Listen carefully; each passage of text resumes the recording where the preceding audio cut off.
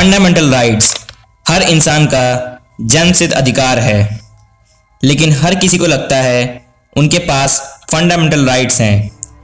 But क्या ये सच है? आज हम जानेंगे कौन सच में इन राइट्स का रियल हकदार है।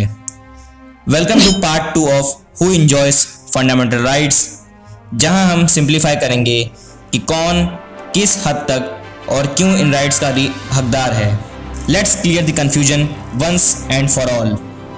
तो आइए दोस्तों समझते हैं फंडामेंटल राइट्स आखिरकार कौन एंजॉय करता है। तो सबसे पहले आते हैं नेचुरल पर्सन्स यानी कि आम इंसान।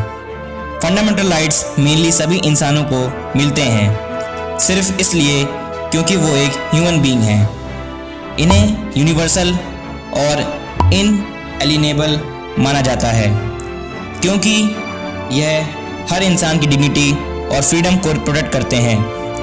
यह राइट्स ह्यूमन राइट्स का बेसिक फाउंडेशन होते हैं, जैसे इक्वालिटी, लिबर्टी और जस्टिस सबके लिए।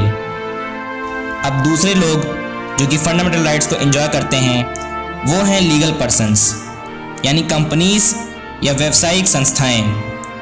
कुछ कंट्रीज में कंपनीज या ऑर्गेनाइजेशंस को भी कुछ फंडामेंटल राइट्स मिलते हैं, जैसे प्रॉपर्टी का राइट या ट्रेड फ्रीडम, लेकिन इन्हें पर्सनल राइट्स जैसे राइट टू लाइफ या डिग्निटी नहीं मिलते।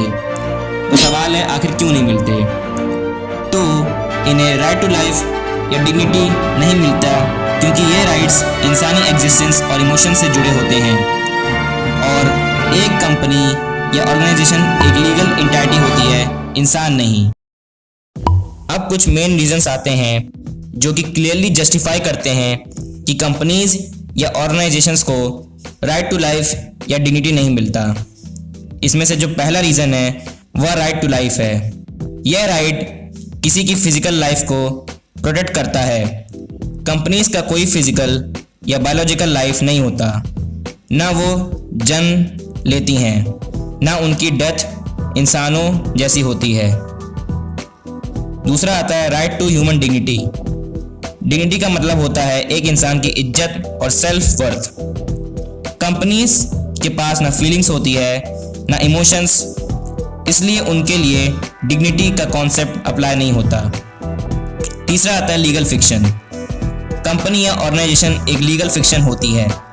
लॉ की नज़र में उन्हें इंसान के जैसा ट्रीट किया जाता है, सिर्फ लिमिटेड पर्पसेस के लिए, जैसे कॉन्ट्रैक्ट साइन करना, प्रॉपर्टी ओन करना या स्यू डिफेंड करना।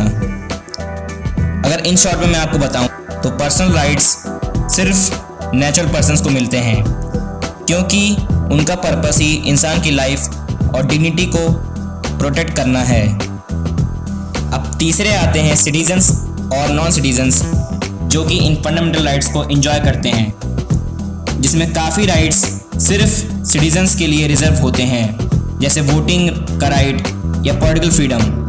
लेकिन कुछ बेसिक राइट्स जैसे इक्वालिटी बिफोर लॉ या protection from illegal arrest non citizens को भी मिलते हैं क्योंकि यह ह्यूमन डिग्निटी से जुड़े होते हैं।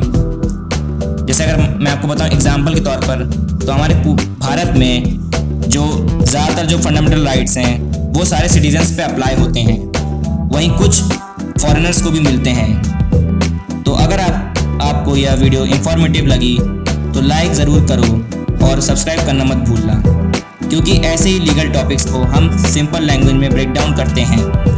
और हाँ, अगर आपने part 1 what are fundamental rights नहीं देखी तो एंड स्क्रीन पर क्लिक करके देख लो, क्योंकि बिना बेसिक समझे आगे के पार्ट्स का फुल क्लैरिटी मिलना मुश्किल है। लिंक डिस्क्रिप्शन में है,